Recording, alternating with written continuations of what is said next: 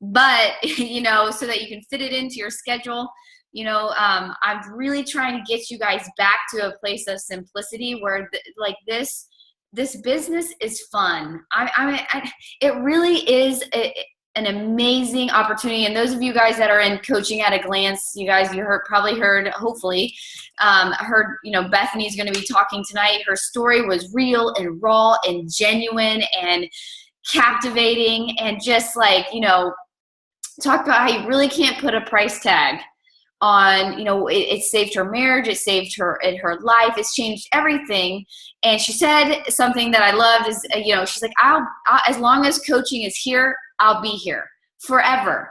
Forever, she will be here. And I was like, you know what? I'll be right here with you forever because of what it's done. You can't even put a price tag on what it's done for the people on this team. But listen, you guys, you have to show up to get surrounded by it. Does that make sense? And before, Amanda Stucker, we have amazing leaders talking tonight. Bethany Stagg and Amanda Stucker are going to share with you guys, and I'm going to let them share just a small piece of their story, about 2 minutes, just so you guys can kind of get acquainted with them if you haven't heard their stories or whatnot. I could share their credentials and stuff, but let's be honest, that wouldn't do it any justice. But you guys, I feel from some of the questions I'm getting on the mastermind and some of the, which I'm loving. I love connecting with you guys in that fashion and really growing closer with each other. But, in the masterminds and in some of the leadership groups and in Team Courage, I'm starting to feel, and this is something Danny talks about, is sometimes our goals become so much a checklist that because our goals are, maybe our timeline is a little too tight. You know what I mean? And we lose sight of the journey. It's like if you're going on a road trip to Austin and you decide that you're going to travel at 95 miles an hour and you're going to wear a diaper so that you don't have to, pull over to go pee. You're just going to drink Shakeology all the way there because you want to save time. You might get there faster, but the journey's not as fun. Whereas if you went a little slower, let's say 73, and you stopped for meals, you know what I mean? And you kind of took your picnic blanket and you got out at certain sites along the way, and Chad and I, drank our shake at a picnic, you know what I mean? Or, stopped and saw things, maybe stopped and saw some friends along the way. You have to admit, we would still get to Austin, you know what I mean? And it would be way more enjoyable than the Chad Tucker route with going 95, everybody wear a diaper, don't you dare have to pee, cross your legs, you better not pee your pants, that type of discussion with my Ruby husband. You know what I'm saying? The journey, some of us are missing the best part, and everything's becoming a checklist. And, our challenge groups, if you think about it, some people don't know this about me, but sometimes I go into my challenge groups, even after I've commented and stuff, and it might not be on my checklist. I might take a bath with a glass of wine or something like that. And I just plug into my challenge groups to get surrounded, to be inspired, to add encouragement, a little bit more, a little extra dose of it, because I know the law of reaping and sowing, and so if I need encouragement today, if I'm lacking encouragement, if that's where I feel like I'm struggling, man, I really wish I could get a little bit more encouragement. Danny Johnson taught me, if you're missing something, if you want something, you have to sow it first. And so I'll go into my challenge groups with a team page, and I'll try to sow encouragement and love and help, raise people up and help pick people up. And do you guys see what I'm saying? Whereas some of us are looking at challenge groups as just a check in the box. Instead of enjoying the journey, it's a check in the box. We're going through to the gas station and getting our hot dog as fast as we can so we can hit the, and then we wonder why we end up with a stomach ache because we picked up the damn hot dog and the Coke and, rock star so that we could stay up later and drive longer. Do you see what I'm saying? And you don't know why you have a stomach ache. You guys see these analogies come together. Some of us has stomach ache with this business because we're so focused on Austin right now that we forgot there's this really cool journey along the way, and we forget about what the whole blessing is when it comes to the challenge groups and the tribe and all of that kind of stuff. And some of us are wishing that we had, I don't feel like it's community-like, and I'm not feeling that love, yet you never show up in Team Courage. I don't see you consistently in the challenge groups. So if you don't show up, how can you receive it? if you're holding on to everything like this, if you got your hands on the steering wheel and the pedal to the metal, how can you receive anything until you go like this? This is how we receive. You guys get what I'm saying? You guys get what I'm saying? So I don't really know how I got off on that tangent, but somehow that was delivered and sent to you guys. So you guys, we have amazing leaders talking tonight. We have Amanda Stucker. I'm going to have to find her in just a second. Amanda and Bethany, can you unmute yourself? Because sometimes when it unmutes you, it kicks you to the front so that I can locate you guys. And I'm going to give you guys really quick, just the boring credentials, so to speak. And then I want them to tell just, I know, Bethany, you shared a 17-minute story. I'm going to ask you to condense it to 2 minutes. You know what I mean? 2-minute story. Just so people can locate themselves just a little bit inside of your story so that when you share, like they're kind of leaning in with you. But Bethany is a diamond coach on Team Thrive. Well, I don't know. Amanda, do y'all have a team name? Or are you guys? We're Bloom. That's right. Okay. So, which you guys, I met these two amazing people, and I actually got to lean in even closer with these two girls at a Team Thrive, which is Casey Wallace's team in Beaufort, South Carolina. They had a retreat there, and they were nice enough to ask me to speak, but they didn't know that we were going to share tears together. So we sat around, and I got to hear their stories, and I think they changed my life more than I changed theirs that day.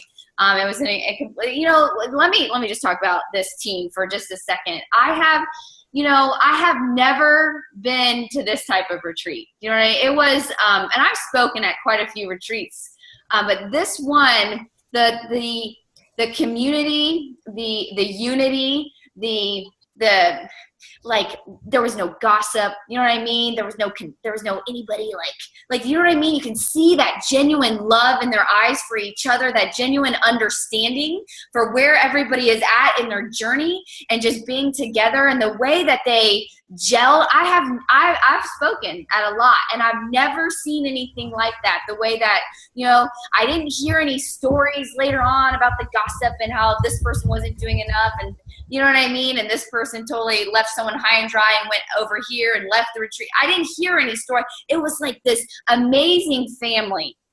And I was blown away by the leadership. And these are two of the leaders that were involved in it. So, you know, you had Casey and then Amanda and Bethany. And so you guys, when these two, this topic that they're going to speak on, I want you to lean in and listen, because there's something very powerful. You have to understand the 3 H's of success. This is heart.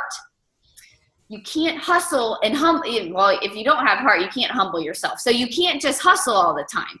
That's not how you succeed in life. You have to have the heart first. Everything with heart, with all my heart. It is everywhere, all over my house, because I told my kids, you cannot succeed without it. And this, in my opinion, is why Team Thrive is thriving.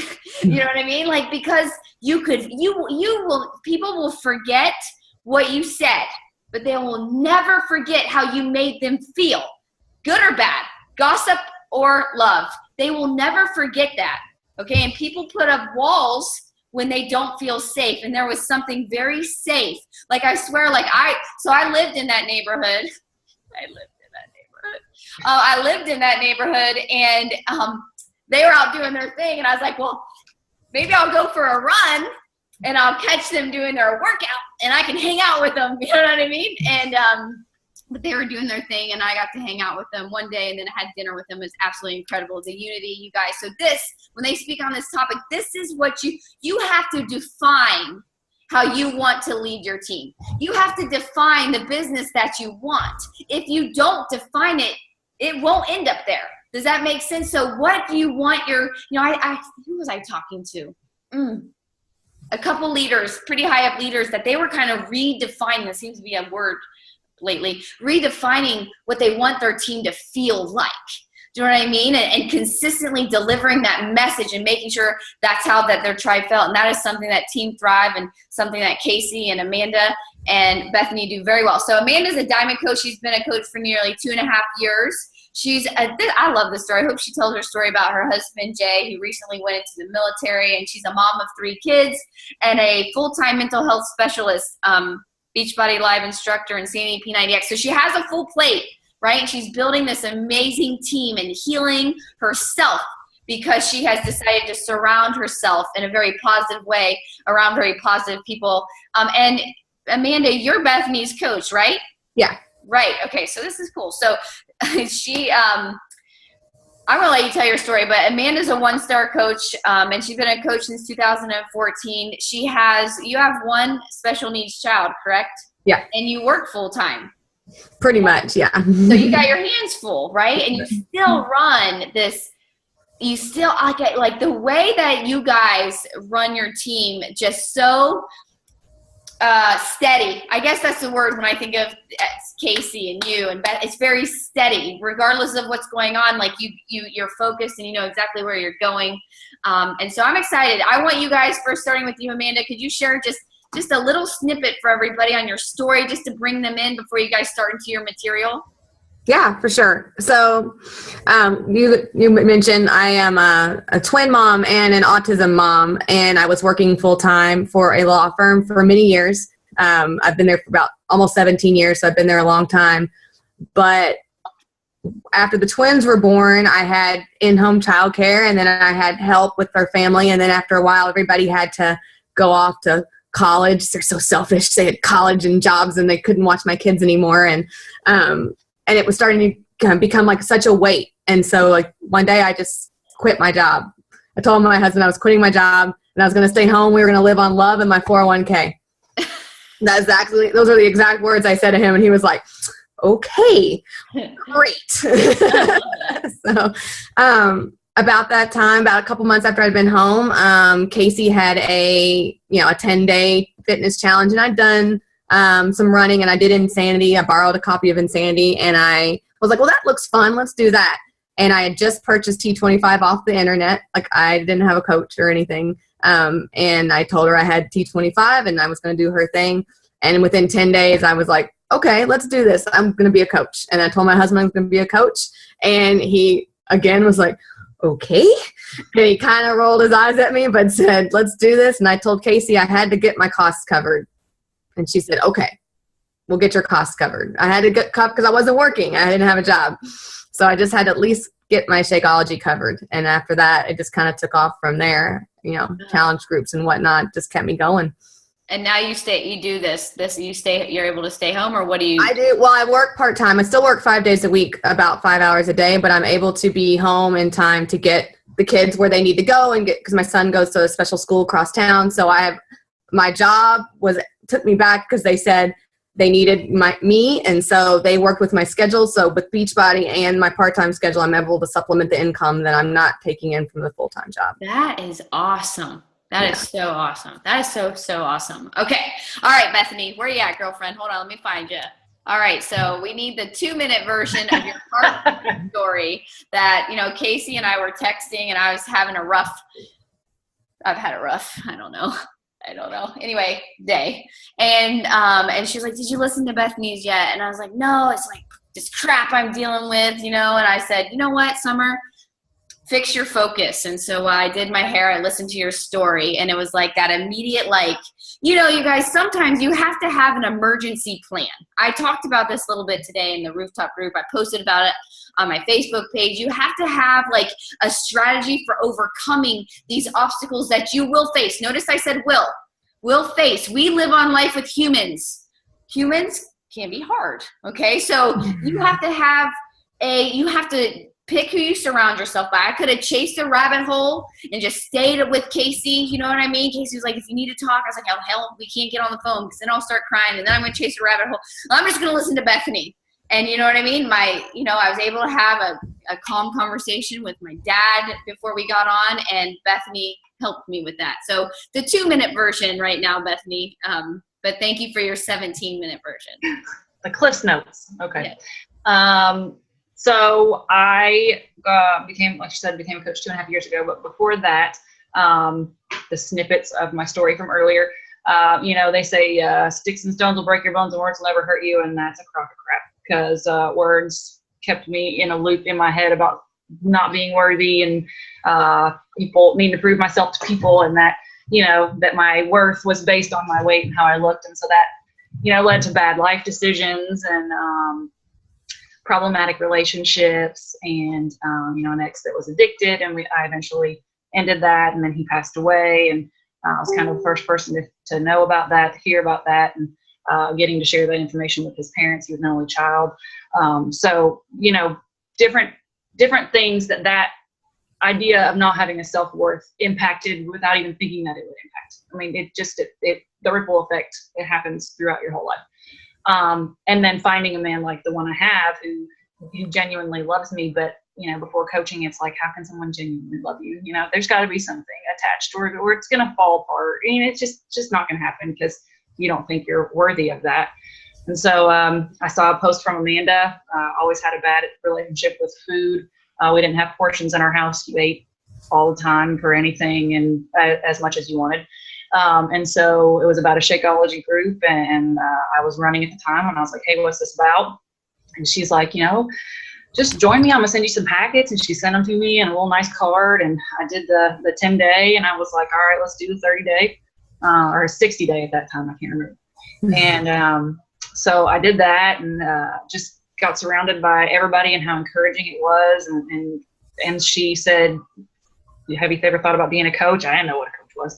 I'd never done a coaching at a glance group. I didn't know there was a discount. I didn't know you can make money. I didn't know you could build a team. I just heard the word coach, and I was like, well, maybe. So I signed up without her knowing a couple days after she asked. I just kind of did it. And then she, ever since then, it's been, let's do this. Okay. Let's do this. All right. Basically the minute I met Amanda, and like you said, nothing happens for, everything happens for a reason. Nothing happens by chance. I knew that I trusted her. I knew she had my best interest. I knew she's a genuine person. And so if she said go, I said, all right. She said, let's do this. I was like, okay, because, I knew she was meant to be in my life, and she was changing my mindset and how I thought about myself. And so since then it's changed my marriage and just made me a better human being. And like I said, we'll never not be a coach as long as coaching is an option. So. I love that story. Even if North Carolina offers you a coaching job, we can keep you here because we're you can keep me here. I'll be a coach and a coach. Okay. Okay. You guys, I love what she just said. I don't know, there was a couple things there's a lot that I picked up on. But the one thing at the end that she said is Amanda said to do it, so I did it. And Amanda said to do it, so I did it. And Amanda said to do it, so I did it. You know what I mean? It's I always ask you guys, push the I believe button. If there's one thing that this team stands for, it's honest, truth, and trust. You know what I mean? We are not going to lead you down the wrong direction, but not until you push the I believe button and do it. Like Bethany did. Can you have a Bethany style story? You know what I mean? Where she says, this business, this opportunity, this team, this tribe, being surrounded has saved her marriage, saved her life. She'll do it forever. But you can't. Some of us want that. We want that story, but we don't want to do that part. Do you know what I mean? So as soon as you're ready to push the I believe button, we're still going to be here. We're not going to judge you on your journey to pushing the I believe button, because Lord knows I didn't push it for 16 months. So, if I deserve grace, you know what I mean? If my coach gave me grace, I have to give you all grace. You know what I'm saying? And so she also said, because she trusted Amanda. Yes, we're recording. She trusted Amanda. She trusted. You have to, that our actions create trust in our lives. You know what I mean? Gossip breaks trust. Unity, that unconditional love, that listening, that, that grace creates trust. And so you have to be very careful as you're building this positive, what they're going to talk to you about, a positive team, a positive tribe, that vibe. You have to understand how important trust is and how your actions play into that. So sometimes, even though you want to react, anybody ever, I know Bethany could be a hothead only because she told me that. And her and I connected because I was like, me too. Do you know what I mean? And so sometimes you want to be like, are you serious? But instead, because you understand that you're ever going to have influence, you know what I mean? If you're going to be able to help anybody, that you have to calm that. I was just talking to my parents, and some people did not calm that. Apparently, it runs in my family. You know what I'm saying? And if you don't calm it, we are at a place where there is no trust. And where there is no trust, nobody follows. So right now, we can't reach who we need to reach in my family because the trust has been broken. Well, this is a tribe. This is a family. You know what I mean? We have to work really hard on the trust. So enough of me talking. Let's hear you. Who's going to kick it off for us? Amanda or Bethany? Amanda. All right, girlfriends. It's all you. I'm going to be taking notes, so I might come in and out to ask you to clarify or something like that, or ask you to go deeper, or I might just let you just keep going. But just, don't get mad at me if I wait. I want to hear more on that. No, for sure. Okay, go ahead, girl. So to lead off from what Bethany said when she did what I said, I always think that's funny because it's kind of the same way with Casey. I've known Casey for 20 years. We went to college together, and she's the exact same awesome person she was back then that she is now. She's definitely genuine and fun, and she makes you feel welcome. And so I came into a team where that was the dynamic already. I came into a team where it was welcoming, and whatever my goals were, then that's what we were going to work on. And we could do it at my pace or whatever pace I wanted to do. And I feel like that is the way that I lead and that Bethany leads. We lead our coaches as they come in. We definitely want people to feel like they're in a safe environment. So Bethany and I worked together in Team Thrive and the challenge groups there for about 9 months. And then our team got so big that our challenge groups got too big. So we had to break off just because for numbers reasons, in a challenge group, sometimes it can be overwhelming when there's too many people in there and people can't really get a vibe going. So we decided, okay, well, we'll stay in the Thrive group, but we'll run our own challenge groups. And we didn't try to reinvent the wheel. We worked with Casey and the Thrive and Courage groups that were provided so that we didn't feel like we were trying to start fresh on our own. We had all of the tools in front of us, and we could just take all of what we had been taught and give it out to the challengers and the coaches that we had on our team. And that when we feel comfortable, then they feel comfortable. So that really was how we started. I really feel like when you are already comfortable with what you're doing rather than trying to recreate something new, then you can project a more positive outlook on what you're doing to the challengers and the coaches on your team. Don't you think, Bethany? Yes. Oh, yeah. Yeah. And to answer the question that was posted below, I don't know that there's a magic number for a group. It probably depends on how many coaches you have in there and what kind of a group it is. But there were times where we got into groups that were, 300 people or something, and that's a lot of people. So we kind of would break off or felt like in order to be able to, and we were doing, you do the personal message side, you're not just getting in contact with them while they're posting in the group, but making sure they didn't get lost in the news feed or feel overwhelmed by the amount of posts that were coming in or that kind of stuff. So that was just to touch on what was commented below. Yeah, we feel like we can better serve our challengers and the coaches that are in the group when the groups don't get 40-ish, 50-ish seems to be our cap. And if we get higher than that, then we'll even break off smaller within our own group. And Bethany will take her downline coaches and run a group, and then I'll take my downline coaches and run a group. Just so we want everybody to feel like they're in a positive, encouraging environment. And when there's a lot of people, it can get a little jumbled. So that's where we started to begin with, was that making everybody feel like they were in a safe environment where they felt like they had a voice, and too many people tends to not have a voice. Even if we're messaging with people and checking in on people privately and on our own.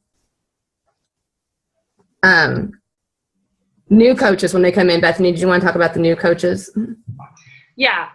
So like Amanda touched on, and like Summer said, I don't know that I could have asked for any better mentorship as far as bringing me in. You've got Summer, who I didn't know at the time, who's amazingly genuine. And then you've got Casey, who, if you've never met her, if you've never attempted to speak with her, you need to do that, because she's one of the most genuine people I've probably ever met. And then you have Amanda, who also, it's just like God placed all these really genuine people in my life. And so when I came in, it was like, that's how I need to present myself to who I bring in. And so for me, I can get easily anxious. And so the really awesome thing about the resources that we have is I didn't have to worry about creating a bunch of stuff or signing up and then, them being like, being like, well, I'll do some invites, see ya, or anything like that. It was, here's everything with heart, there's scripts, here's resources you can use, where are we starting? What are your goals? Really diving in with them and not just being like, hey, thanks for signing up. I'm going to plug you into the Team Thrive and the Team Bloom page and let me know if you need anything. It's much more involved and helping them step through the process, doing the getting started right. But then again, I follow up with my coaches pretty regularly and helping them word invites if they need to, or word follow-ups if they need to start them out, and making sure they know that they've got all these different layers of resources and support and things to help them thrive whatever their goals are, and knowing for myself that I don't have to recreate anything for anybody. I feel like that helps majorly with positivity coming in because you're not stressed. You're not worried. You don't think that you have to do all of this on your own. There's all these things that you can use, and we step them, not carrying them through everything, but showing them that we're going to be there to support them and explain what needs to be explained on the front end. I think helps everyone become more tightly knit when they come into our group. So we definitely utilize that to start off with the new coaches. And then when we bring our new coaches in, we provide them all the options that there are as a coach. Like we find out, when you find out their goals and what they want to do, we show them the different aspects of the business, from being just a discount coach to being a participant coach, which is what I kind of call the people that are in the challenge groups. Like they participate. Maybe they don't business build, but they're in it, they're in the groups each day and they like to participate and they kind of have fun. They're more than a discount. They're still involved, and they maybe sell, maybe they sell a challenge pack here and there, or they, they're there and then they're involved. And then all the way up into the business builders. But I think what we provide them is saying, we can do this at the pace that you want to do it, because we're always going to be here. Like Bethany said, we're not going anywhere. We love what we do. If you're in the challenge groups, that's awesome. We're glad that you're here, and we'll do this the way you want to do it. You just say the word, and we'll show you the path to show you what each step of the business looks like, from different ranks.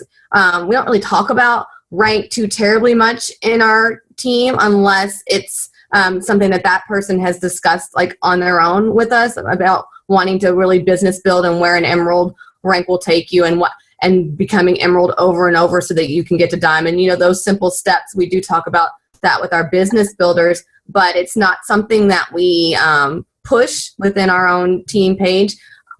Because I feel like we have enough, once people get in and they participate, we've had so many coaches that started saying they just wanted to do the discount, and they've been encouraged by the challenge groups and by the way the team is run, that they've become business builders without even realizing that they wanted to be business builders. It kind of happens organically when everybody feels encouraged to be themselves within the group in a positive fashion. I've got two coaches, Leanne and Bridget, who both were like, I'm just going to sign up and I'm just going to do the discount. I'm going to do the challenge groups. And now they both have teams that are growing on their own. And they just did that within this last year because they decided that this was way more than just, a discount on a product. And having them be in the groups, I think, really pushed them to do that. Not that we pushed them to follow a path that wasn't their own.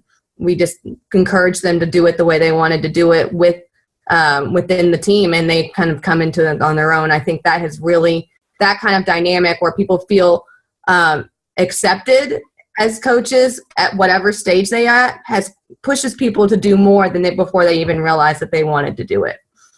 Let me talk about that for a second, because I absolutely love this. You know what I mean? This is instead of us pushing something on people so that we can achieve something. Does that make sense?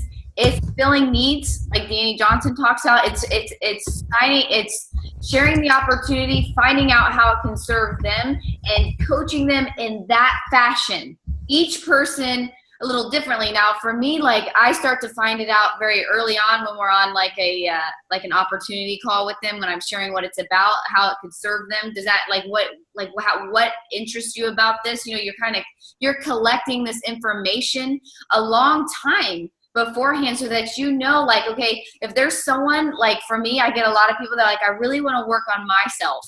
You know what I mean? So they're not getting the business plan from me. Do you know what I mean? It's like, well, okay, let's spend 30 days focusing on you. I'm gonna surround you by the tribe, of course, but we're gonna focus on you right now and getting in a groove.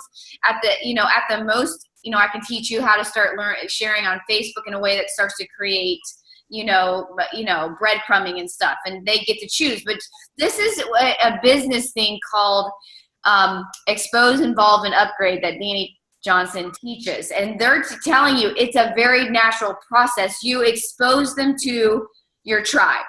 You expose them, right? Like you can expose them in 3-day sneak peek, or sometimes you expose them because they're like, yeah, I like the discount, and then you expose them to your team. You involve them they end up coming here. They listen to a live call. Maybe you let them come to a retreat that they didn't hit a rank. Do you know what I mean? Like Casey Wallace's was like, who wants to come? Do you know what I mean? Like you involve them in the community, and then they upgrade, like Amanda said, naturally they upgrade themselves. You know what I mean? It starts to happen, or very naturally, as you talk to them, like, well, what do you want out of this? Why is this important to you? And then you share with them according to what they said. You know, if someone wants to make 6 figures, obviously you can't be a discount coach for too long and expect to make, you know what I'm saying? But you guys, that's all part of the process when we just offer the message and guide them and lead them according to their needs, not according to our needs. And then you organically hit diamond and 1-star and beyond. Does that make sense? And now that's very much a positive environment for people to grow in. And like Darren Hardy taught me one time, and I think Kessa was there, here's me, okay? And he said, here's you. Now, of course, Beachbody, this recording is nowhere to be found. I've tried to find it. I've called corporate. I've called I've called the leadership of corporate. They don't have it. Now, all of the other things at leadership are on YouTube, but this one and Jason Diebold on how to maximize the comp plan, not available. So I'll tell it to you, because that's what I'm going to do. So, okay, so here's me, right? This is what he said. He said, you're right here, right? You have to understand how to maximize your volume and maximize your reach and your influence. He said, everybody is not going to sign up like a 10. Like, you know what I mean? A 10 meaning like balls to the wall, Megan E. Walton, blowing it out of the water, 158 Success Club points. A lot of us are looking for that person. We're like, how do we find that person that's balls to the wall? Now, that's just not how it works. Some people develop into a 10. Sometimes you get a 10, right? I mean, Casey came in like a 10. Now, granted, she watched me for 5 years. You know what I mean? So I could say that she just watched me on the back end for 5 years instead of being a discount wholesaler for 5 years and then taking off, but whatever. So you guys hear it. So you got here, and so you sign up this person, you start sharing based on their needs, and you get someone that's like a 2. Okay, you get someone that's more like, this is cool. Do you know what I mean? Like, yeah, I'd like to come to the retreat, and then they start telling someone about this retreat they're coming, like, oh, this coaching thing. Yeah, we're doing a 3-day sneak peek. You want to check it out? I don't even know what it is. I mean, that kind of person, a 2, like, I don't know, when is our 3-day sneak? Is it 2 days? Is it 3 days? Is it 5? How many is it? You know what I mean? Like that 2, that coach. I mean, a 2, right? And they lead you to this person. It's like a 7. You know what I mean? This person signs up at 7. You're like, oh my gosh, this person's kind of wants to do something with it. You know what I mean? And you reach down, you guide them, and this person leads you to a 10.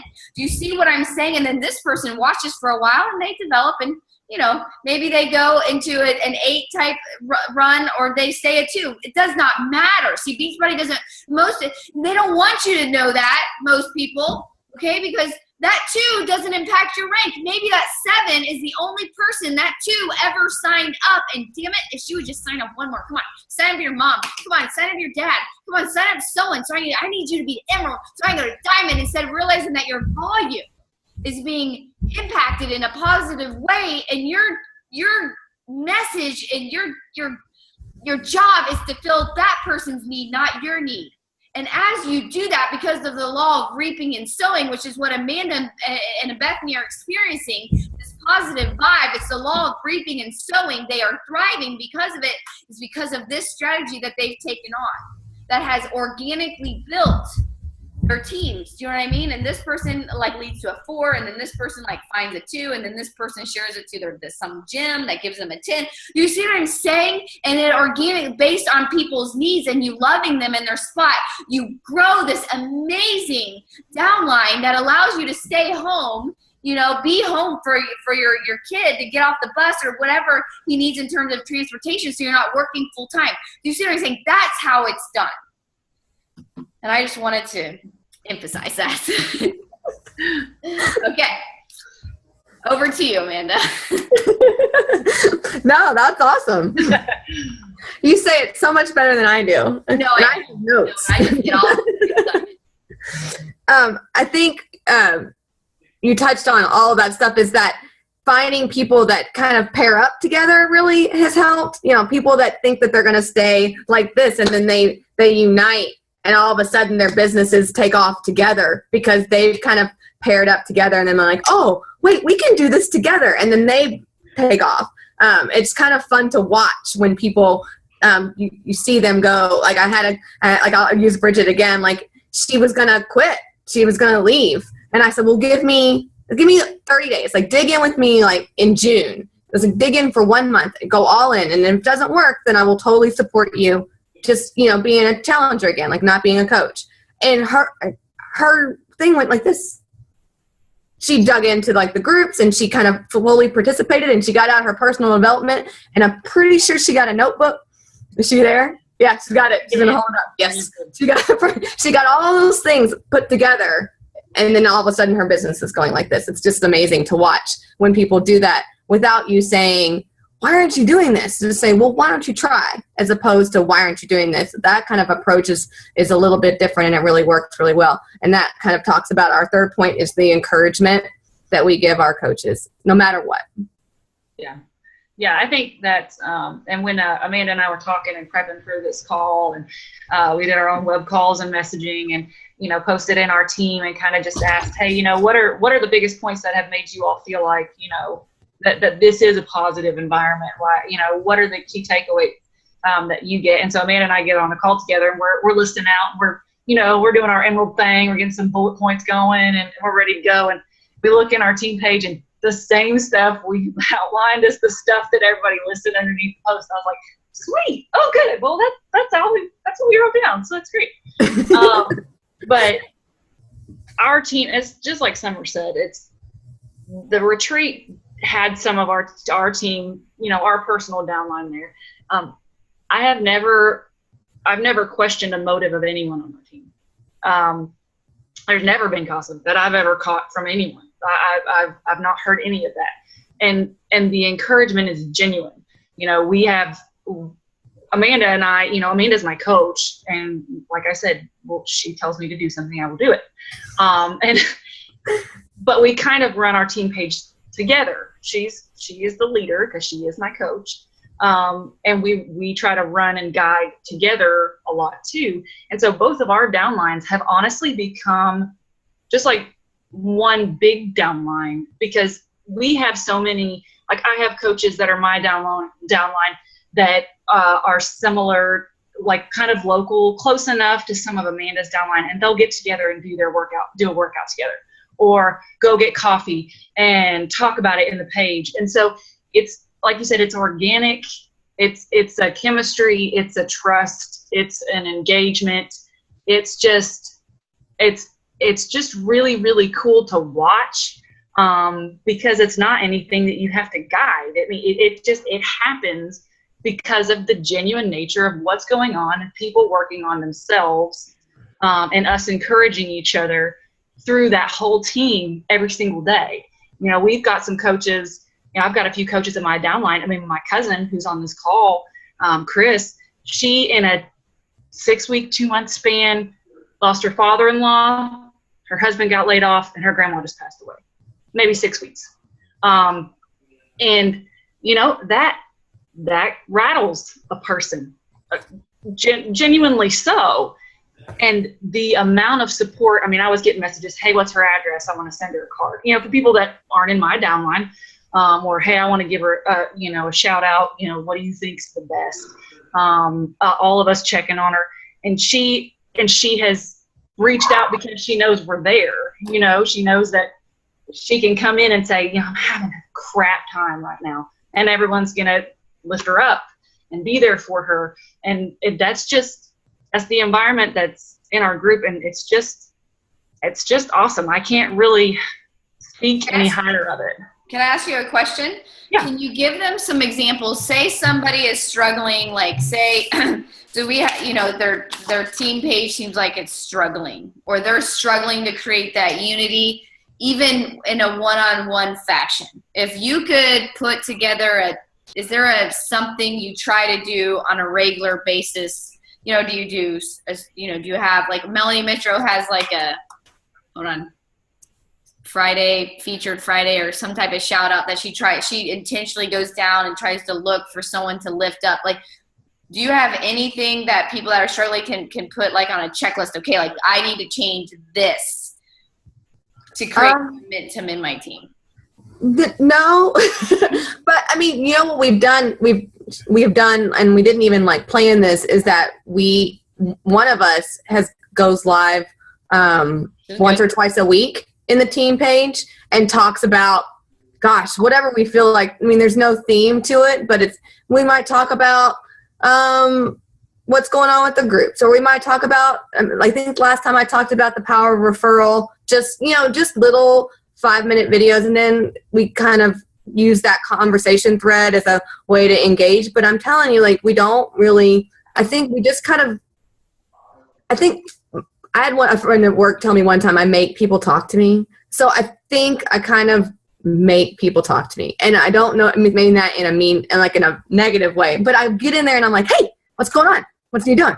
I mean, I think you can do that when your downline is small, kind of like I think we just have our downlines maybe at 50 now. So it's big, but small still at the same time. So you can kind of get in there and just tag people and say, hey, will you post in the December group right now about momentum? And they'll say yes.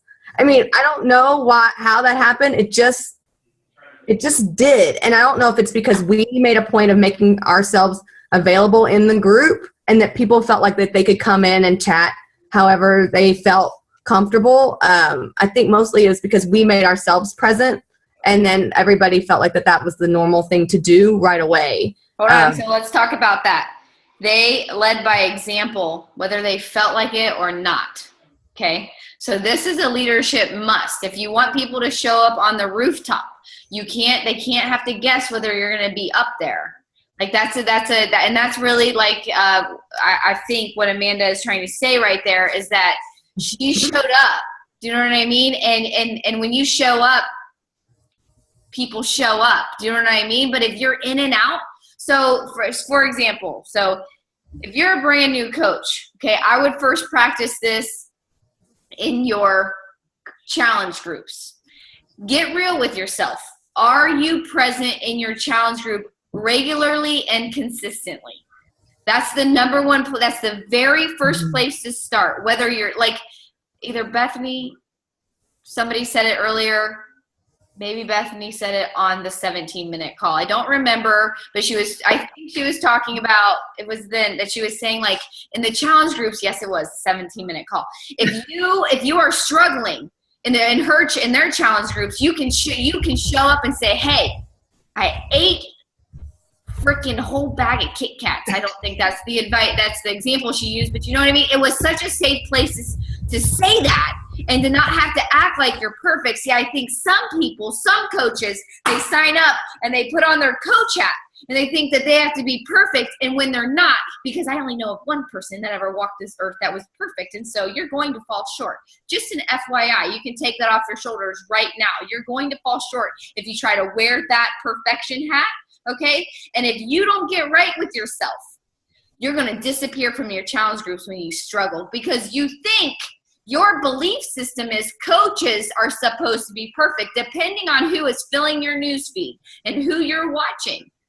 You think leadership and coaching is perfect. Okay. And if what you believe is what you conceive. See, I was watching a sermon one time where he said, like, that's your own BS. That's your own belief system that is controlling your actions. Whatever your belief system is controls your actions. So if you think a coach is supposed to be perfect and you're not going to be, you're just setting yourself up for failure. Okay. It's like saying, I'm going to go to Austin on 1 tank of gas. Ain't going to happen. I don't care what kind of, little tiny, go-kart car you just bought. Do you know that plugs in? Do you know what I mean? Like, you're not going to make it on one charge. You know what I'm saying? And so you're setting yourself up for, failure. And your belief system is screwing you. And it's what's causing you to come and go and come and go. And if you've heard anything that Amanda and Bethany have said, is they've allowed themselves, I don't know if you guys are reading between the lines, but they did not have to be perfect to lead their team passionately. They did not have to be perfect to plug into their challenge groups. They plugged in. They showed up. Period. End of story. Made the decision. Amanda told her to do something. She did it. Amanda told her to do something else. She did it. She didn't say, well, like, I don't know. Can you give me more facts on that? And like, let me just practice that for a while first. And let me wait till I get it perfect. No, she said she did it. It's this characteristic of this Casey Wallace downline, because when I told Casey read this book, like the next thing I know, like usually I have to be like, people like, did you buy the book? And Casey's like, yeah, I bought it like the day you told me to. I was like, really? Like, Jordan, really? And then I said, read this other book, and she read it. She was talking to me the next day about it. I'm like, what the hell? I just told you yesterday. She's like, I ordered it on, so I could get it right away on my, my iPad. I was like, oh my God. Like, do you know what I mean? Like, just push the I believe button and show up. That's all they're telling you. The reason Amanda can't put it into words as to what specifically they're doing is because they haven't overthought it. They haven't itemized the emerald checklist, you know what I mean, to do this. They've actually just showed up. And coaching is so simple. You just have to show up and be you. You've been being you for your whole life. Be you and let somebody love you genuinely, like Bethany did. Be the you that cries. Be the you that screws up sometimes, because we all do. Don't disappear because you don't measure up to this unrealistic expectation that you placed on yourself or you've let other people place on you. Show up, and leading by example is not being perfect. Leading by example means you show up. That's it. You show up. Okay, your turn. I think ultimately, and we say this all the time, I think people even have t-shirts that say it, like, your vibe attracts your tribe. That's the bottom line. Whatever you put out there is going to attract people who agree and are like-minded, or at least drawn to the idea of being like-minded like you. I mean, we put out a positive vibe. Our social media is positive, but not perfect. We share what we're doing, like you said, in our challenge groups, that we're progress, not perfection. We put all of that out there so that people feel like they are in a safe environment all the time. I mean, we just had someone and who's new to our challenge groups, who her intro said, I'm normally a CrossFitter. I don't have time to do that anymore. I'm going to see what this does. And then the very next week she said, okay, I love this. I have the time back with my family. I'm getting my workout done, and I'm liking this group aspect. So you get all of those things that people are talking about when they go out to the CrossFit or they go out to the whatever. Well, you can have all of that here within the challenge group, and then you can create your team like that as well. I mean, if we put out that we're positive about what we're doing, then everybody else just kind of follows suit. And a side note, and I didn't write this down, but if you can get yourself to team events, it really does help with your team environment. The first year, maybe the first January after I was a coach, and Bethany had been a coach for about 6 months, you did the DC Super Saturday where you had the house, and you put it out there for everybody on the Courage team. I didn't even know who you were, and you said anybody can come. And I messaged Bethany and I said, you want to go?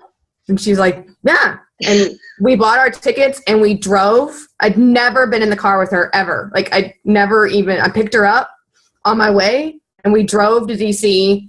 Didn't know where we were going, didn't know anybody except Casey, and then did the weekend with you guys. And I'm telling you, it really does give you a sense of unity when you go to these events, not just Super Saturdays, because Super Saturdays are cool for the business aspect, but like going to these small team retreats and team that are available to everybody, and not just people that like, not just like if you've hit a rank or whatever, but like, I mean, leadership retreat was amazing, but if you just get a chance to go and meet more people on your team at these little things, it really helps you feel more comfortable when you get into the more virtual aspect of what we're doing, because now you have you really have a face and a body and a voice to go with your team. I mean, we drove 8 hours. We picked up somebody on the way back and they didn't know us either, and we drove her home. You know, like we drove to South Carolina to Casey's, and we are road trip queens now.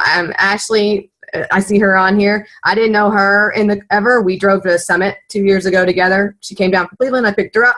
You know, like we just have a tendency to kind of draw ourselves to other people, but we make ourselves available to go to these events, and the events, oh my goodness, it really makes such a difference in how you can interact with other people on the team.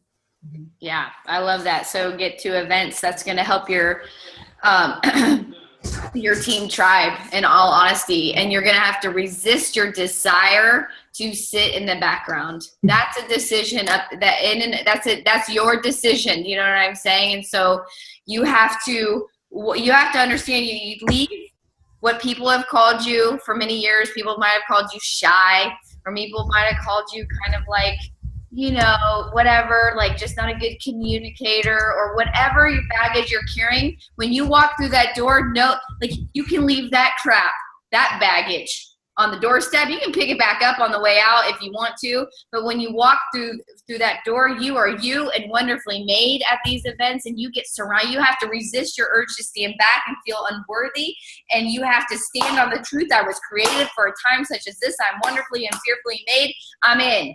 You know what I mean? And that is what will change everything. When you go in, reap what you sow. Remember, that's a very real law. So you go in and sow community, and you will reap community.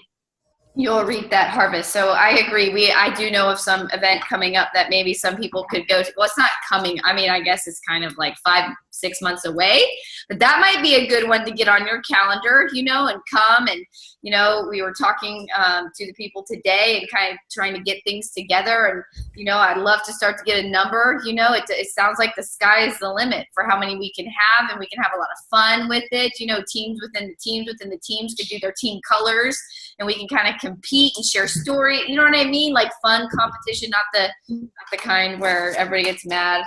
The other thing I like is you said your vibe attracts your tribe. Okay, so be aware of the vibe that you're putting out there. Realize that you're going, like attracts like. You notice the more personal development you do. Like, this is why generally as you move through your coaching, you start to attract different people, and you're like, you think maybe you just got better at inviting, you know what I mean? Or you got better at social media, or you're more skilled, or your leadership's better. Nope, your personal development's better, and now you're putting out a different vibe. Really, generally, that's what's happened. And some people that have shoved personal development to the side, we're waiting for we're just waiting for your vibe to change. You know what I mean? Like, you know, like Bethany said in her 17-minute video, she was like, this personal development, I don't know. I don't like to read. I don't like to listen to anything either. But Amanda told her to do it, and she pushed the I believe button, and she started to do it, and her vibe started to change, right? And so, you know, you have to address the ownership. I would love to see how many people right here do personal development every single day. Go ahead. Let's blow up the chat right now. What did you listen to today? What did you read today? You know, what are you feeding your mind? Just like you can't outwork out. You cannot outwork out a bad diet. Okay. So you have to fuel your body if you want results. If you want to function at your highest capability, right? You want energy. You want to thrive in life. You want your workouts to rock. You want to feel comfortable in your skin. It ain't going to come from your workout. You know what I mean? It's going to come from your nutrition, right? And what you feed yourself. The same thing goes for success. You know, for your marriage, success in your marriage, success with your kids, success in your business. You know what I mean? You can't out-hustle a bad personal development You cannot out hustle that. If you're not putting something in here, you can't out. Remember I said heart, hustle, humble. The heart and the humble come from a personal development focus. We can have the hustle. Some of us know how to hustle, but we're missing that focus, right? And without it, you can't have true success. You can't create a vibe without humble and heart. And if humble and heart comes from personal development, then that's where you take it to the root. Does that make sense? You weren't made not to have heart. Okay, Ruby? Some Ruby's like, well, that's just not how I am. Bull crap. We were all made with a heart. You have one. It's beating right now. Do you see what I'm saying? Like you have to go to the root of it. It's not, if you want something different, you have to do something different. No, it wasn't Chad I was waiting to. Chad couldn't do it for me. No one can read it for you. You know what I mean? No one can make you do it. Your coach can't push the gas pedal for you. You can't out hustle it. It's a decision that you have to make, right? To make that a priority. And that when you get to the root of where your struggle is and you come down and you address the root. How many of you guys have weeds in your yard? Maybe not right now. It's kind of, you northerners are dealing with nasty weather. I have weeds in my yard. And if you just pick it like that, they grow right back. Any of you guys ever tried to pick weeds and you did it the lazy way? I know I did because I like results like that. Like I hate projects because right now. You know what I mean? Like, and so I just go through and pick them, and 2 days later it's like, boop. You know what I mean? But if you get to the root of it, it doesn't come back. So you have to locate the root of your struggle, right? And so if you're struggling with your vibe, right, you can follow it to the root, you know what I mean? And then address that. Address the lack of personal development in your life. Generally, to change your mindset. It's like when you're struggling in your fitness, you're not getting the results. You can work out twice a day, but if you don't get to the root of how you're fueling your body and change that, it's going to be a long journey. You're going to be frustrated. I lived it until I was 28. I know what it looks like. So, all right. What else you guys got? That was it. That wrapped it up. Our last thing was the vibe thing. I was going to share one thing, Amanda, that I thought of while summer was. Oh, okay. One thing that we do and have started checking in more on is, when you become a coach, you can become lost in the aspect of coaching and lose your own personal journey. And so we've really been checking in on what program are you doing? Are you drinking your shakes? Refocusing them on what are you doing for you to be a product of the product instead of just, I sent 2 messages to somebody today because you told me to. Or, we're really trying to rein that back in. We do live videos on, hey, what are you doing? What program are you doing? Okay, we're going to do this test group for quarter force. Well, who all's in it? Okay, if you're not, we've got this regular 30-day. What are you doing? We can plug you in. So we've really tried to focus more on that because I know that that's an easy thing to do is to get caught up in the aspect of coaching. Then you lose your own personal journey on what you're trying to accomplish, and then you become overwhelmed. And then things aren't working, or, you're gaining weight back, or you're uncomfortable again. And so we've really tried to focus on that here lately. I love that because you guys, listen, like this bit, you are your brand. Okay, we use Beachbody's tools because they rock, okay, and they're awesome. And Beachbody's marketing is freaking genius. If you guys my new coaches that are on here, their marketing strategies are genius. You are connected to the best possible marketing team I have ever seen in my life, and I'm kind of obsessed with marketing. But you are your brand, okay? And that's the cool. That is the cool piece of this. That you have a story. There's only one you, and so you always have to be addressing the you. Did you know? Like, it's funny. There was this time when Beachbody changed the Shakeology formula. Anybody on here that was here during that? I lost quite a bit of coaches during that time. That they changed it. It was nasty. Like, you know what I mean? Like, I love this so good. You know what I mean? Like, it tasted like dirt. Do you know what I mean? It was horrible. Did you know my business grew during that time? You want to know why? Because the business wasn't dependent on Beachbody. It was dependent on me. The relationships that I was building. Do you know what I mean? Like the vibe, my personal development, what I could control, I controlled. And I can control me. I can't control what they do at Success Club points. I can't control what they do with the Success Club trip. I can't control what they do with the comp plan. I can't control with what they do with the ranks or what happens on stage. I can't control what they do with recognition, but I can control the things that I personally can control, like Bethany is saying. And when you're struggling, you have to come back to the things that you can control and get to the root of it. Right? To the root of it. Have any of you guys ever noticed that this business is super simple when you're following the formula? You know what I mean? Like when you're doing your workouts and drinking your shake and doing your personal development, you don't struggle with what to post on social media. You don't struggle with what to post in your challenge groups because you're doing it.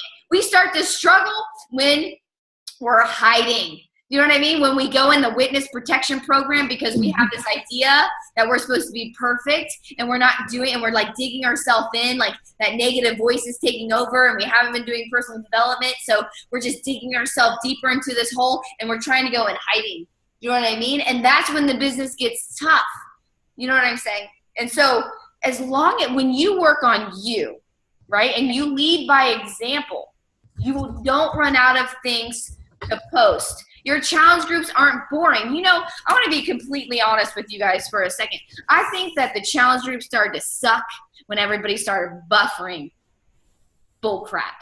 Do you know what I mean? We started to factoid the death out of our challenge groups and crap. You know what I mean? We tried to systemize everything. I know some of my leaders are on here, you know, and we tried to make our coaches post at 6 a.m. Or I know coaches that did that, and I was like, I'm not posting at 6 a.m. But you know what I mean? Like when we started to systemize everything, instead of just going back to the basics, when we work out, post your picture and share how you felt. Did you want to do it? Did you not want to do it? Did you get 5 extra push-ups this time? Like, do you see what I'm saying? Like sharing your journey, that is what your challenge group is. Share that you did the 5-minute rule and you walked away because after 5 minutes, quite frankly, you didn't want to do it. And so you're pulling the 5-minute rule today. Do you know what I mean? Being you, right? And sharing that, or saying you did the 5-minute rule and 15 minutes into quarter to force, you were still going. You're like, holy cow, you had an attitude adjustment. You see what I'm saying? Just sharing what you're feeling and being real. You don't run out of things to post. You don't have to buffer anything. You don't need a challenge group script. You don't need the stupid canned crap that is in the back of the back office that is cheesy as all get out. You know what I mean? You just have to be you. You've been you every day of your life. And you're wonderfully made. Once you realize that and you take control of that, you just post about that. And that inspires people. You inspire the yous of last month or of 1 year ago or 2.5 years ago or 7 years ago, whatever it is. When you're you and you're sharing it, you start to inspire people and you start to create a vibe that is contagious where people feel free to be themselves. They feel safe again. So if there's anything I can tell you guys tonight after listening to these two girls talk is to take your damn coach hat off, okay? Take that ego right off the top of your head, okay? And take your super mom cape off that keeps getting stuck in the damn door. You know what I mean? And just be you. And you will attract your tribe. Be loving, be kind. Be the person that how you wanted someone to treat you. Be that person and you will reap it in a tribe the same way Bethany and Amanda have. Bethany and Amanda, do you have anything to add to that? No, that was awesome. Honestly, I think people just they tend to overthink sometimes. They just need, like you said at the beginning, this business is fun. It really, really is. I mean, I love it. It's just like Bethany said, even if I didn't do anything and all I had was just the community and I didn't make any money, I would still be here. I didn't make money for like the first year at all. So, I love the people around me. I love my team. I like the people I've met across Team Courage. I would be here no matter what. And so, I mean, this business has just been, it's just lifted me up the last 3 years when I was really struggling. So I feel like people just need to give it a chance to work. They really just do, and not give up so easily. like it's so easy to quit. It is easy. It's easy, and quitting is hiding, in all honesty. You know what I mean? And the truth of the matter is, you guys, is this business is fun, like Amanda said, and we started out talking about that. When it's fun when you allow yourself to be you. You know what I mean? When you don't define yourself by anything other than how you were created, and I was shared with quite a few mastermind, and I understand we're going over. So if anybody needs to pop off, you can pop off. And I had planned to stay on extra if anybody wanted to ask a question or anything, that I would stay on a little extra to give people that opportunity. But like when I was sharing with the mastermind groups this week about how my business used to look when I was in your business has to change a little bit when you hit six figures. You got to understand, I have a downline of 25,000. The management that is still a little different, but as it was building, you know what I mean? Like I literally at lunchtime, and I did it to get to today for fun. You know what I mean? Is like, I just, I make my shake. My kids are in their nap. I shake up my shake. Yes, I just shake it because really I don't have time to, it's just a shake. That's what I do too. And I prop my feet up like that, you know what I mean? And my kids are at nap time, and I grab my phone. Wouldn't everybody just love to be able to, like, you're in your house, whatever, you're at your lunch break maybe, or you kick your feet up, and get surrounded by people and think about when I go into my challenge groups, how can I inspire someone right now? How can I lift somebody up with what I just went through, and I put a filter on my, or a little saying, and I go in my challenge groups and I write one challenge group, I write it out, and then I copy and paste it at each one.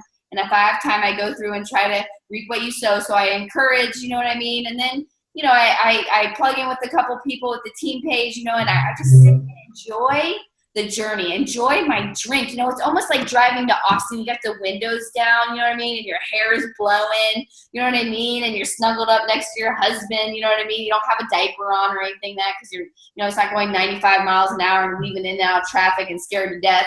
You're enjoying the journey, you know what I mean? And that's honestly what our business should look like. That's what our business should look like. At night, I used to flip on my TV, grab my computer, my favorite slippers, and and a glass of wine when Chad was deployed or whatever, working late, or even if he was home, and we'd sit on the couch if he was home and hold hands, and I'd work while he watched TV or whatever he did. I studied, I don't know. You know what I mean? And we enjoyed the journey. I wasn't doing it and pounding away until midnight. You know what I mean? I'd do it until like 10 and go upstairs and take a hot bath and read my personal development, get into bed and go to sleep. You know what I mean? Like, it was fun. Why? Get back there, everybody. Teach that to your coaches, and I promise you that you will start to have a vibe of people that show up on the rooftop because they want to, not because they have to. Not because you're up there on the rooftop going like this. Got this carrot. Hey, come on, get it, come on. And once you get up here, I'm going to hold it a little higher for 6 weeks. For 6 weeks. I'm just a little higher. Can you see it? It smells good. Does it look good? No, not that kind of rooftop. Not that kind of rooftop. The kind of rooftop where people come up because they want to, and there's a celebration on the rooftop. You guys are fighting next to each other. You know what I mean? You're enjoying the journey. And we got to get back to that place. And our new coaches that are on here, that's what your business should look like. You should get to that place, right? Where you're enjoying the journey, and you're pushing the I believe button. You're doing what the people ahead of you have asked you to do because they wouldn't lead you in the wrong direction. Bethany wouldn't, Casey wouldn't, Amanda wouldn't, listen to how their lives had changed. That's where they want to take you. But you have to push the I believe button, even though some of you want to see, like we only see the path like a little flashlight in front of our feet. Some of y'all want someone to put some floodlights out so you can see the whole path. It just doesn't work that way. It does not work that way. You just trust me. It doesn't work that way. It might scare you what you see. You know what I mean? And you wouldn't be ready to see all of it. And so push the I believe button and just follow their feet. If you're on Amanda or Bethany's team, you guys are blessed. Casey's team, incredible vibe every time I've been around them. So you guys have done a wonderful job. Thank you so much, you guys, for sharing tonight and taking time out of your busy schedule away from your families to help lead these coaches into a more passionate tribe. right? And I think we're going to see some people who I took notes. Hopefully you guys took notes. If you didn't take notes, let's talk about that some other time. But, you take those notes and put them into practice. The best way to honor someone that has given you their time is to put into action what they shared with you. It's better than a thank you card. In all honesty, it's better than a gift to hear your story that, hey, when you shared with me about tribes, I put it, and creating that vibe and everything, I put some of those things into action. Man, our team took off. That is the best way to honor it. So you two, thank you so much. Team Courage, anybody. I know some people get so confused. They're like, I'm not really on your team. I'm in your downline. I'm like, then you're still on my team. Do you know what I mean? So Team Courage, all of you, that would be Team Bloom, Team Thrive, the list goes on. I will stay on. Everybody can get off. If I know it's late, if anybody had a question like, man, if only I got to ask some of these leaders some questions or Summer a question, I would do anything. Well, now's your time to stay up a little later and ask me a question. You know what I mean? And so I will be here. I'm going to stay here. But if you don't ask me a question, you don't get to send me a message. That was funny, right? That was funny. Y'all should have laughed. That was funny. See, some people got off. They're like, I'm going to send her a message tomorrow anyway. I'm drinking kombucha. Anybody ever drink kombucha? And what I realized, I'm on the Whole30, what I realized was it wasn't the wine I ever liked. It was the glass. Who would have thought? I just like the glass. That's crazy. Anyway, so come on. Somebody unmute yourself. For sure. Or log off. I mean, it's up to you. Kombucha has alcohol in it. That's why you like it. We can drink the whole thing and it takes the edge off. Kombucha is alcohol based? A tiny bit of alcohol if it has any fizz in it. So it's not enough to where you're like, but it's enough to where if you're trying to avoid drinking alcohol, I'm not trying to get out of a wine glass too. That's true. Like healthy alcohol. It's helping my stomach. Well, that would be why I feel so much better. I drank 3 bottles today. No, I'm just kidding. Okay, we can talk about kombucha, or we can talk about what would be your number one piece of advice to someone just beginning to build their business, okay? The number one piece of advice I could give you is to keep it simple.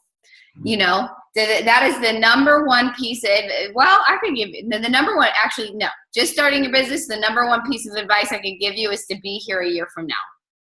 Learning. I don't mean a year from now, not plugging in, what I mean? That doesn't count. But a year from now, being teachable. Do you know what I mean?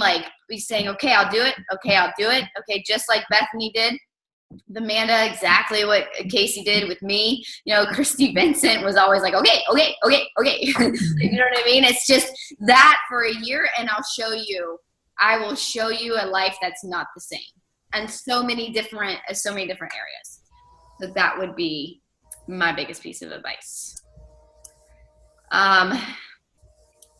What else? I have something. Can I ask? Absolutely. Let's hear it. Who's saying that? Laurie. Oh, Laurie, what's up, girl? Hey. Our newest diamond. Woo! Okay. Thanks. Hey, so this is my question. What if you approach somebody? Okay, I have a lead who buys the bags of shake. Remember I messaged you about him. Uh-huh. And he buys them every month. And when I've emailed him a couple of times, he finally responded when I sent him that email about, would you be interested in talking about a discount? So of course he responded back saying yes, we buy 2 bags a month. Of course we would, be interested. So then when I sent him an email again about the coaching opportunity, but I went with your advice, of course, remember when you had messaged me about what to say? Yeah. So I went with that email because the first email originally I emailed him a little bit differently. And so he hasn't responded. So I was listening to the call as I was exercising earlier when one of the girls was stating, are you just going to be a discount coach or a participating coach, where you participate in the challenge groups? And then I didn't get to take notes because I was going to listen to your call tomorrow. So I was thinking about maybe approaching him Because I think when he heard the word coach, he's thinking like, I don't want to freaking do what she's doing. You know what I mean? But I don't want to scare him, but I also want him to see that there's opportunity besides like, I don't know, how do I approach him? I don't even know what I'm saying. After you sent the email that I told you to send and wrote it or whatever, after he said, yes, I want to do that, he's closed. I would have sent the sign up instructions and everything right on the spot. Okay, so if I didn't do that, what do I do? Send them now. I would say, hey, your next shipment, I'd find out when his next shipment comes out. I said, hey, your next shipment comes out on this day. I want to just make sure you have enough time so that you save that $40 or whatever it is, on your next shipment. And I want to make sure you signed up, and that we take that, that you're getting at the best price as two are about to come out. And I would give him the sign up instructions. Okay, cool. And then once he signs up, then I would say like, okay, so right now you're what I would call a discount coach. You're cashing in on an awesome thing, But I always want you to know that, if it ever becomes anything of more interest, I would love to explain that to you. There's always more, and I have challenge groups, of course, if you or your wife ever need more support. Does that make sense? Great. Yes, total sense. Yeah. Okay, I'm gonna do it. Okay, cool. Okay, thanks. Lori's another one that just, she's like, okay, I do it. Do you know what I mean? Like, how do I do this? She does it. Love it. What's your favorite PD for mindset to get over self-doubt and have more confidence? Depends if you have a spiritual, like a faith-based, desire, I would pick something faith-based. I can give you some different ones or anything, because I think our self-doubt it comes from something that's not rock solid. Does that make sense? That comes from defining ourselves by what other people have placed on top of us throughout our life. Like the way I always explain what we do in coaching is we are there any kids up in here? Maybe I should just not say the bad word. We shine crap off of other people's stars. It sounds more catchy when you call yourself a shit shiner, though. Do you know what I'm saying? And so that would look really good on a t-shirt, Casey. What do you think? What do you think? Anyway, think about it. We're all meant to shine, okay? This might sound cheesy. Some of my reviews are like, oh, here we go with this pearl crap. But we were all meant to shine, okay? And so what happens, because we live on Earth, is sometimes intentionally, a lot of times not intentionally, people throw their crap. So they're trying to take crap off of their star that someone threw on them, and they throw it on your star. And as you keep going through life, you end up with all this crap on you, and it's dulling your star, right? And so what we do as coaches, right, is we go through and we try to help, we're helping shine people's star, help them remove it and stuff like that. Do you see what I'm saying? Because we were meant to say, see, we are fearfully and wonderfully made, and that is the rock solid thing that I stand on top of. You have to have something that you stand on top of, because not maybe will you be hit by arrows, or, I like my analogy today. Was it for the leadership group or for a one-on-one call? I can't remember. We're in a dodgeball match. Any of you guys ever play dodgeball? Okay. How many of you played dodgeball in elementary school but didn't get picked first? Casey Wallace, did they pick you first, girlfriend? Or you were the one that they picked last? Do you know what I mean? Because Casey never wanted to hit anybody with any balls, so they knew that she wasn't aggressive. Do you know what I mean? I didn't struggle with that. I was aggressive. I had a lot of frustration. I was ready to hit you in the head with the ball. Do you know what I mean? So I got picked first, right? But it always hurt my heart. My sister was the type that got picked last, and even not too long ago, we were playing volleyball with some people, and they said, Summer, you're the captain, you pick. And I was like, oh, no, I don't like to do that picking thing. I hate that feeling. Do you know what I mean? That, no, I pick you. No, I don't want her.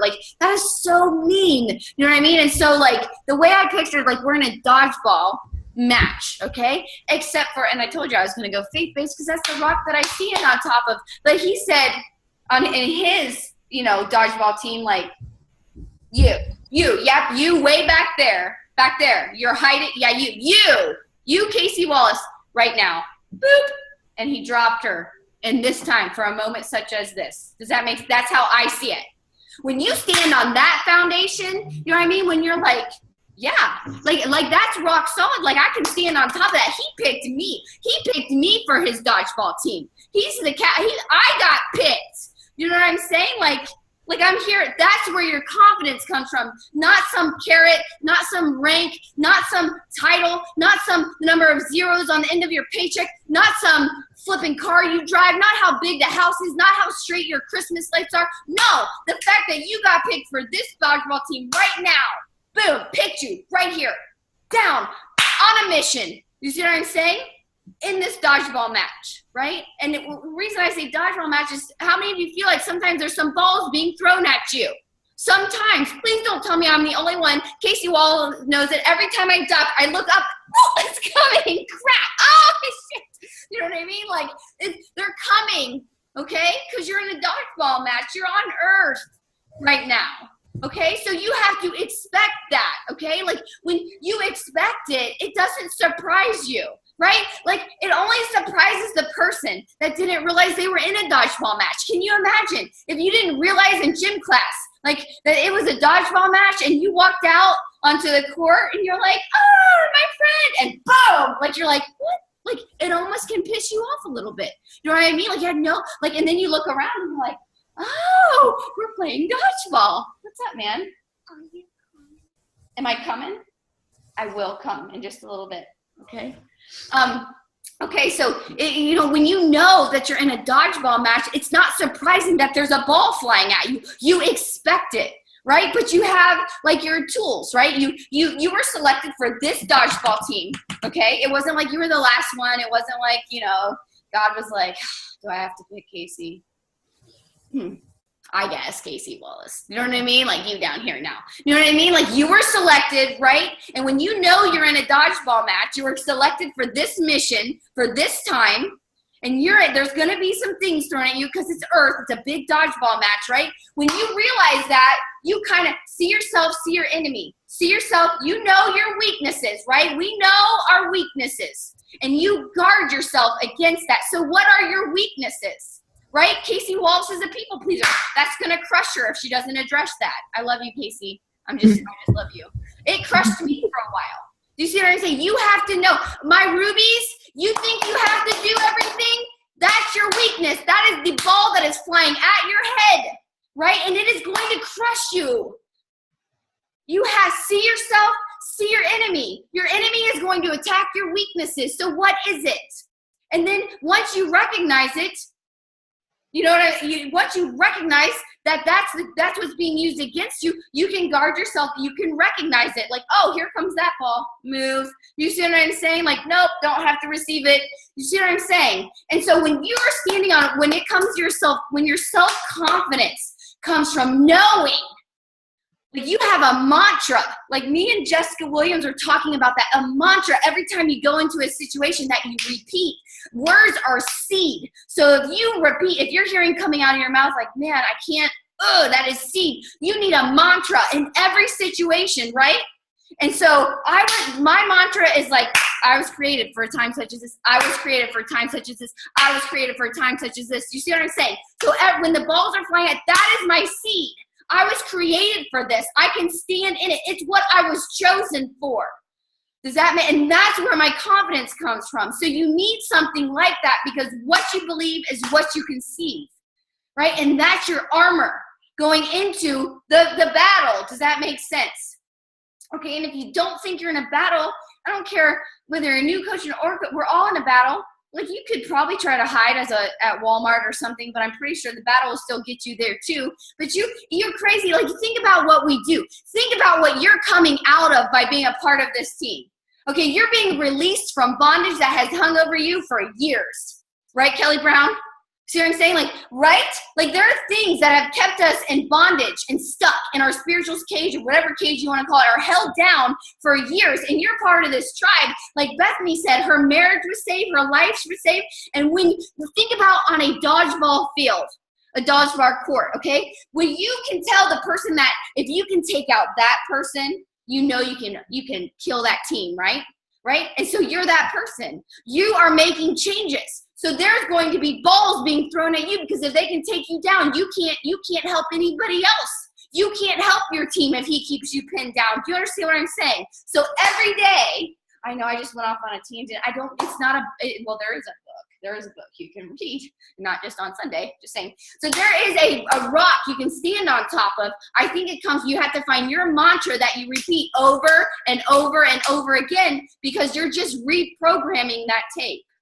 Does that make sense? You have to have your emergency checklist. Like for myself, when crap starts to happen, you know what I mean? So I have that mantra. I was created for, I can do this. You know what I mean? I can do this. I was created for this. He believes in me. He picked me for his team. And then I listen to personal development. I pick my favorite person, which is Steve Furtick, and I ride my bike and I just listen. Right? I go for a walk or something. I control what's going into my brain. Right? I do a sprout journal. So you have like your emergency checklist. And I just actually think if you're lacking confidence, you have self-doubt, is because you don't have your checklist. It's like if Chad were to fly a mission and he was to go into this mission and be like, I'm just going to wing it. I'm just going to wing it. And like, hopefully the Prowler doesn't catch on fire. I would say, hold on. Like, it's the Prowler. It's probably going to catch on fire. So can you take your emergency checklist with you? You know what I'm saying?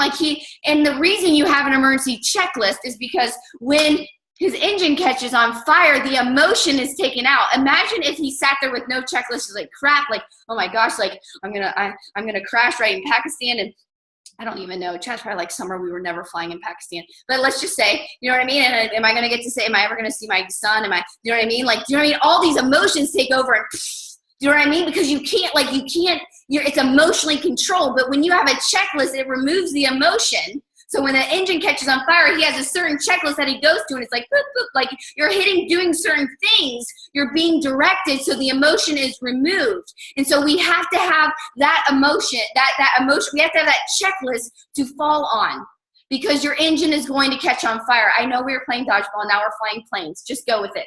Okay, so you have to have that checklist.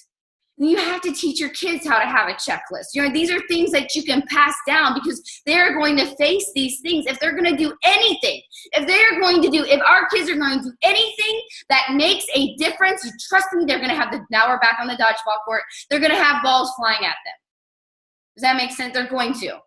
So if we can teach them how to control that and to stand on a solid foundation, whether they lose that match. Have you ever heard that? I lost the battle, but I didn't lose the war. You know what I mean? You might lose one match on the dodgeball field, right? But did you quit and curl up in a ball, or did you get back up and fight the rest of the war? Do you see what I'm saying? Right? So that checklist is what enables you to keep going. And when you have a rock solid foundation, you stand not on the fact that you lost that match and it caused you to curl up in a ball. That's not what your identity is wrapped up in. It's not what your self-confidence is wrapped up in. You have to find something else to stand on top of. And that's that. How's that for you? What else? That was a long one. If I had to pick a book, now I guess we could talk about a book. I don't know. Anybody have a book they want to suggest underneath it? I just dove into, sitting in front of Danny Johnson at First Steps to Success changed my life when it came to self-confidence. And some of y'all that are sitting on here, you guys don't know necessarily my story because I don't tell it on social media necessarily. Some of you guys are always saying like, I can't tell my story on social media. I know I can't either. I can't, but I'll tell you right now, a piece of it. So I grew up in a house with drugs. You guys have never heard that part of my story. You know, I grew up alcoholism all around me. My dad did drugs. My sister did drugs. My sister used to kick me out of the car. You know, like it was a very hateful. My parents were getting divorced every single weekend, and they threw food at each other. That's how they dealt with conflict. You know what I mean? Like throw something at the person when you're pissed off, threaten divorce, slam the door, and leave. Come back on Sunday night and act like nothing is wrong. And that's how things still operate in my family, right? To the point of, you know, my mom has abused my dad in front of me in March. So this wasn't when I was a kid, but in March in front of my kids. You see, okay, just happened in Florida with my parents and my sister is back on drugs. It's a thing. Do you see what I'm saying? So you have to, where was I going? Oh, your story. I'm not really sure where I was going with that. Anyway, you have to have your emergency checklist. Okay, along the way when things happen to you. Okay. And oh, Danny, that's what it was. So I've had these things happen in my life. Does that make sense? I've had, my acceptance and value was always performance based. I was an athlete in high school. I graduated top in my class so that my parents would just stop fighting. You know what I mean? If I could keep them at the ball field or a soccer field or on a basketball court watching me play and hustle and keep the focus right there, then I could keep them from fighting. And if I went into college and did that, and then I got invited to play professional softball. Do you see what I'm saying? But the professional softball was because my parents were fighting again. So if I was 24 years old, I went and tried out 23 or something like that because they were fighting again, and that's the only way I knew how to keep them fighting was performance based. Okay, that's not a raw. I get it. I get that some of you, but when I sat in front of Danny Johnson, she taught me how to forgive. She taught me how to release myself. She taught me how to heal. She taught me how to find the root. She taught me how to define myself differently, right? And it took 5 years, right, of progressively growing in that. So it doesn't happen overnight. But all the stuff that I teach you, guys, she taught me. So it's not one book that's going to change it, but it is going to be diligence in this area and that determination to redefine yourself according to truth. So anyway, beta saying is really good. Okay. Anything else? Someone's raising their hand. Is someone raising their hand at me? I feel like this raised hand thing is all over the place. Okay, good, Chrissy. You can go back and you can work on some things, make your millimeter adjustments that you need to make, and keep growing and working on that. Find the root. I talked about that earlier. You can't just pick the weed. You have to find the root. Yep, look, Kelly's going like, nope, you can't. You can't just pick the weed. You actually have to go to the root of it and dig it out. Right. So I had to dig it. I had to dig it out. Like I had to go to that place. I had to go back to the things that I had cut off and put that were in dark places. Like my dad rolling a car when he was intoxicated and fleeing the scene. I had to go back to those insecure moments in my life when I was little. I had to go back to those moments when we used to have to drive my dad to his AA meetings or pick him up from those.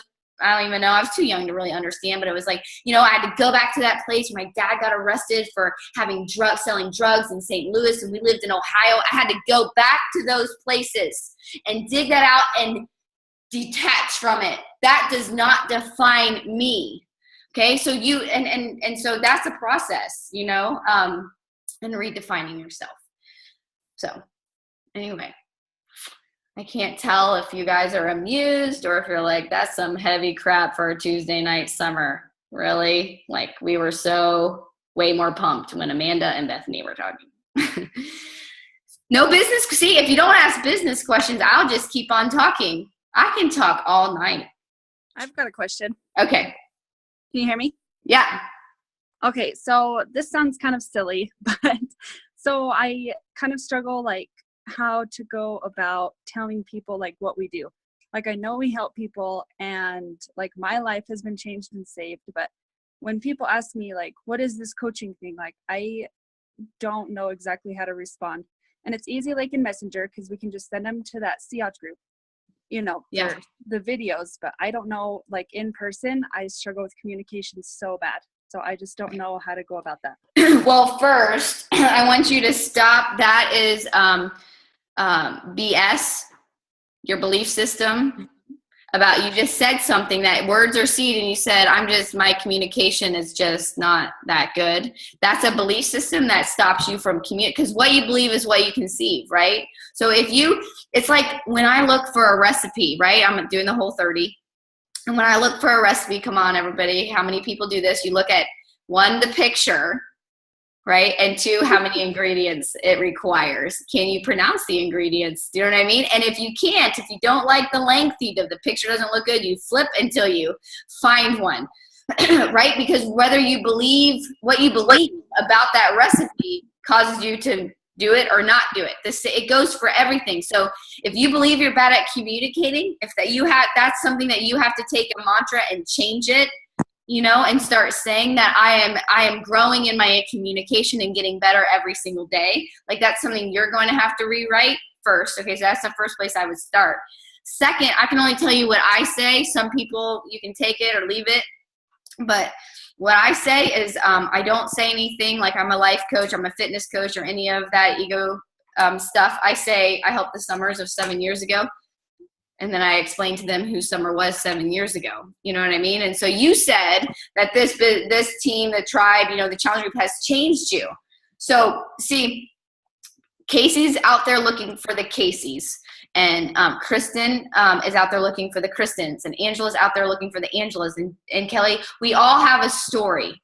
Okay. And when I am writing my posts, I'm not trying to talk to anybody but the Summers on the other side. Does that make sense? And so when someone asks me, it happens to me all the time, because I'm pretty sure they're because Chad and I are so, like, it's a small town and Chad and I are always together. Do you know what I mean? And we look like we don't really work. Do you know what I mean? So they're probably like, do they sell drugs or something? Like, what do you think they do? And so it'll get, they'll ask me at gymnastics, so what do you guys do? You know what I mean? Like, and I'm like, well, it's going to sound cheesy probably, but I helped the Summers of 7 years ago. And that's how I start every conversation, because this is what happens. They go, you know what I mean? Like, right, their head automatically goes, whoop, you know what I mean? And I'm like, well, let me explain. Summer of 7 years ago was, and now I just have to tell my story. Summer of 7 years, this is where Danny's teaching on your 30-second story comes in, or your piece of paper that I said to fold in half, and on one side, you before challenge groups, you before coaching. This is where you say those things. Like Summer of 7 years ago was, and I start listing them, and I started doing this, and it's changed my life. And so my mission, what I'm doing and building a business around, is finding those people. I'm not going to stop until I find them all, until I build a team big enough that is reaching everybody that I can possibly reach, so that they know that they're wonderfully and fearfully made. Do you know what I'm saying? And that's the kind of conversation I have with people. And so they immediately, all their walls go down, because they no longer think like, I mean, can you imagine if I was like, well, I'm a lifestyle and fitness coach, and I've created a 7-figure business, and that's what I do. You know what I mean? And right away be like, okay, you know what I mean? And then they might be like, oh, that's interesting. You might get some people that are like, ooh, like, their money like motivates them, and they watch like what are those really wealthy women that people watch, like not the Desperate Housewives, but the other Orange County people, or I don't know, but like people get fascinated with all that luxury stuff and the nice cars and all that kind of stuff. And so I might get some people that might be like, ooh, like really? You know what I mean? Until they see my 2005 piece of crap. And then they'll be like, she's so full of crap. But you know what I mean? You might get some people that lean in, but it's all for, it's all for, now they put me on a pedestal. Do you know what I mean? And it's more become like, ooh, what can she do for me? Do you know what I mean? I want to be close to her. Do you know what I mean? Instead of me staying on the ground with them, where they lean in and we connect. And until you can connect at the heart, you don't have a lifer. Shalene Johnson taught me that one. So does that help? Yes, a lot. Thank you. Okay, good. And it's easy. It's duplicatable, because as you build a team or whatever, your person can say the same thing, and it's genuine. It's genuine. It changed your life. This is what I do. I build a team around this, and no one will ever look at you and be like, oh, that's stupid. You know what I mean? Like, it does. Like, if anything, they'll like walk away and be like, oh, poor Summer of 7 years ago. That sucks. You know what I mean? But I'm glad she's doing better. You know what I mean? Until they come to realization that, they have their own struggles. You know what I mean? And maybe Summer can help them. But you know what I mean? It doesn't put up any walls. You know what I mean? All the walls are down, and now I'm just a person with them. Yeah, that makes it a lot easier. Hard to people just saying, oh, I'm a fitness coach. Like, oh, that's cool, because my gut's flabby. Like, nobody's like, right. And that's where people get into trouble, where they try to say a lifestyle coach, right? I've heard that one, a lifestyle coach, if their life is a mess. All of ours really, I mean, come on. Most of us, there are 3 parts to a story I heard, like the beginning, the end, and the part that you don't tell. Do you know what I mean? I heard that on a sermon today. I was like cracking up on my bike. I was like, yeah. Like, do you know what I mean? Like, the part you don't tell. Yep. You know what I mean? Like, we all have that. You know what I mean? And so if you try to say you're a lifestyle coach, yet behind the scenes, like your lifestyle's not looking so hot, you know what I mean? And you start to feel like a failure and internalize all of that. Now your business fails. But when you're just helping the Summers of 7 years ago, or you know, the Casey's of 2 years ago that used to be a sugar addict, or, you know what I mean? Or what, you know? So, all right. I know you guys are getting tired. You're not offending me if you log off. I have one more question that I'm going to jump off. How do you approach people that you invite that say they are doing their own thing right now? Casey, you got an opinion on that? What if they say they're doing their own thing right now? Casey Wallace. Do I have an opinion? Yeah, do you have an opinion? If they say I'm doing my own thing, like right now, like going to the gym and what, is that what you mean? Well, they don't want to do a home workout program. Is that what you're talking about? Or so that, like, they're doing their own thing right now. Or how do you respond to people that after you build a relationship, you send them the info and they say they didn't expect to have to pay for anything? Oh. That's like walking into like Target and being like, I love this shirt. You go to walk out and you're like, wait, what? Wait, I got paid for this? I wouldn't want to work with that person at that time anyway, if that was their mindset. So, well, it depends on if you've built a relationship and you found out what their goals are. You know, I usually always circle right back to what they told me they wanted to achieve. And if they're saying they're going to keep doing what they're doing right now, well, obviously if they're needing help, and what they're doing right now is not exactly fixing things. So it's kind of redirect back to their goals and, you know, kind of just reinforce how I could help them. And in the end, you know, I just love them where they're at and just keep building a relationship, and hopefully that they keep following me and the seed is planted, and then they see me continually doing the same thing, and I'm still there 6 months later doing my thing and rocking it out. They usually come back. Yeah.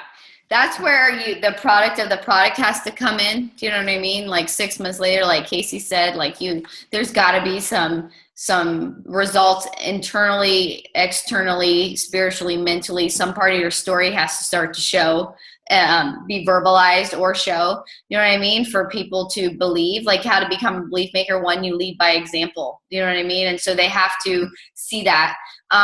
Like Casey said, they don't expect, like, if they want to keep doing their own thing, like you have to make sure that you talked through the scripts, so to speak, in some way where you got, like, you know, where they're at right now in your journey. Is it working for you? What part of you do you like? You know what I mean? Like all of that kind of stuff. If you follow it, generally you won't get that. You might get that response, but you will have built the relationship in a way that if it doesn't keep working, they know exactly who to come back to. So my response to people like that, you know, where they're like, I guess I'm just going to keep doing my own thing. All right, girl, I'm going to be here.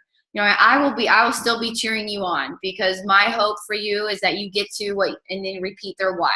You get to that place where you feel confident again, and that your marriage is healing, and that. So my prayer is that the gym does that for you.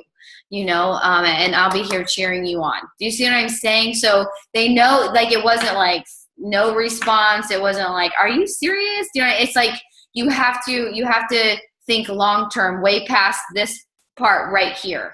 Okay, when they're not sure, they didn't realize you have to pay for anything, then I would say, well, I have obviously like a free group. I would love to help you build a foundation. This is where freemiums come in and stuff like that, where you say like, well, yeah, you know, I put, I like to make sure my attention is given to those people that have paid, you know, but, you know, I would love to at least help you build your foundation. So this is the meal plan that I used when I first started that really took a lot of pressure off of me. And so I want to give that to you, so at least you can get started. You know, I'll follow up and see how you're doing, and I'll still be the biggest cheerleader in your corner. Does that make sense? Because when they're not ready to pay for something, it doesn't mean that they're horrible or, oh my God, you know, it means that they're not in the right stage of change yet. That's all it means. You know what I mean? Like, you know, you guys know that when you want something, you're going to find a way to get it, right? When you want a coffee, you know, that white chocolate mocha or whatever, you know, it is, like whether you've been bouncing, you know, paychecks or whatever, or whether you've been living in the red, you're going to pull out a credit card, you're going to get that Starbucks, you know what I mean? Or if you want to go on that vacation, the money's not there, you go on you know what I mean? People pay for things all the time that they want. They just haven't got to that stage of change of wanting this yet. The same goes for when people go with Body by Vi or something that's cheaper. Carl Deichler taught us that it's a stepping stone. Okay, so you should cheer them on in that, right? So at least they're approaching a stage of change where they want to do something. It might be those raps, right? And we're like, oh my gosh, are you serious? But at least they started thinking like, okay, I want to do something. But really, you kind of should feel sorry for people, like you pray for them or something, because that means they don't believe that they can do what's hard, the hard way. Right? And so they don't believe yet. You know what I'm saying? And so, but if you're still there 6 months from now and you're still in their corner cheering them on and you're showing results and, you know, you're running, you're creating that vibe, you know, they're because of them being involved with you in a roundabout way, their confidence is going to grow. And they're going to start to believe that your recipe that might look like there's too much involved is actually worth doing. You know, 2 years ago, Casey did, when I first did the Whole30, Casey didn't do it. You know what I mean? It looked over, no, hell no, you're going to take away her creamer. You know what I mean? Absolutely not. And there was no problem with it. Do you know what I mean? And her and I didn't get in an argument about it. You know, I didn't pull out her creamer and say like, do you know what this word is? You know what I mean? Actually, sometimes I was like, go ahead, hit me with some of that creamer. You know what I mean? Like, you know what I'm saying? Like it was Casey in her time, right? She's probably watched me do it a couple times and she's watched other people do it a couple times. And she got to that point where the time was right. Why? Because Mike was like, I'll do it with you. And do you know what I mean? Like, you know, it wasn't that Casey wasn't committed. It wasn't like Casey doesn't care for her health. Do you know what I mean? That wasn't the case in the slightest. It was just Casey wasn't in that part of her journey yet. Does that make sense? I don't know if I'm making any sense, but that's how I see it. Can I say something real quick? Sure. So, you know, I think when I was a newer coach, if I had the foresight to just know that I could just rest easy and know that these people were going to just continue, as long as I continued on my own journey, was a product of the product, kept laying the help out there and keep on keeping on, just doing what I was doing, had I just known that was going to build the trust over time, I could have been it would have just rolled right off my back when people would say no. But as a newer coach, even just a year in, you're sort of like hanging on to that every person that like gives you a little bit of interest. But oh my gosh, like now when they tell me no, it's almost like I'm just like, all right, you know, I'll see you in a few months. All right. Yeah. You know, because that's just how it happens, because I know I'm going to keep on loving them. I'm going to keep on reaching out. And like you said, supporting them, whatever they're doing. And they're going to come back. It really, and it's a lot easier once you go through that experience, and then you can rest in that. It's not as painful when they tell you no. Yeah. Yeah. And, you know, and that's again, standing on a piece of truth. You know what I mean? You like that faith, that knowing, like that is really how it works, you guys. Megan, one of my new coaches, is on here. She watched me for over a year. Didn't you, Megan? Megan even saw my body transform with hammer and chisel. And you know what I mean? And I did hammer and chisel a year ago. You know what I'm saying? Like, you know, you know what I mean? But it wasn't like, oh crap, Megan doesn't believe, you know what I mean? No, it was like, no, she'll come around. You know what I mean? I think if I would have pushed it any earlier, you know, and done something forceful or something, I don't think we would have the relationship that we have now. I don't think we would have had the conversation we had on the phone that was, you know, genuine and comfortable and, you know, heartfelt. You know what I mean? That creates a life connection. You know what I'm saying? And so I do. That's a great, and I'm going to let you guys go because it's almost 11 o'clock on the East Coast. And I feel like some people are so loyal. They're like, I'm going to sit on here until you get off, Summer. And you know what I mean? Like, and I can talk forever. So, you know what I mean? It's a bad combination when you got really loyal people and you got someone that'll talk forever. So I'm going to let you guys go, but I want you guys to, what Casey just said right in and of itself, like, is a game changer for anybody that's new on here. You know what I mean? Is that she wishes she could have just rest easy. Like, it will happen. Not maybe, not kind. If you follow the recipe, it's like when I made butternut squash soup the other day. You know what I mean? When I made, it was like, I wasn't like, oh my gosh, is it going to turn out? Like, I don't know. Like, you know what I mean? I had the recipe. You know what I mean? The whole 30, the people that had done and made this butternut squash had told me it's going to be amazing. And I was like, okay, that was truth. You know what I mean? And if I made it, if I followed the recipe, if I did what they did, like Bethany said, I just did what she said. I just did what she said. If you show up, if you keep pushing play, if you have heart, if you hustle, if you're humble, if you create that vibe, if you stay teachable, you will build a business where people they come back around, they come back around, they come back around as that trust grows, as that belief grows in themselves. You know what I mean? Like, so it's the same thing. Like that, the recipe works, and you have to stand on that belief that there's nothing crazy that Casey or myself or Jennifer Wood or Sherry or or Kristen Sharp, there's nothing. We're all following this recipe, our butternut squash recipe that said, like, hey, measure this, and we get out our measuring spoon, we go like that, right, Casey? If we're making butternut squash, don't just kind of start shaking the ginger in there. You might end up with like, ugh. Chad was like, had a tablespoon out. I was like, I need a teaspoon. He's like, is this it? And I was like, no. Like, you know what I mean? How much ginger that would be in the butternut squash soup. But, just you stand on that truth, you guys. If you do the little things, if you just stay teachable, they will come around. When they say no, it has nothing to do with you and everything to do with just time. There's two things that Casey, myself, Sherry, Kristen Sharp, and a number of other people have that you don't. It's time, and we failed more times than you have. That's it.